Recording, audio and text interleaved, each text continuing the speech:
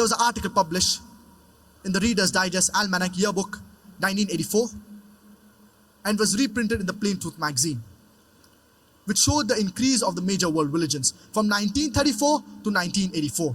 And number one religion was Islam, which increased by 235%. Christianity, only 47%.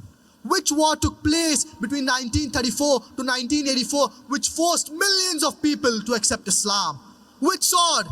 Today, the fastest growing religion in America is Islam. The fastest growing religion in Europe is Islam. The fastest growing religion in the West is Islam. You know, the media says that Islam subjugates the woman. Do you know, out of those people accepting Islam, 2/3 of them are women? Who is forcing these American and European women to accept Islam? Why are they accepting Islam? Because they know that Islam has a solution to the problems of humanity. The more the media maligns Islam, the faster it grows.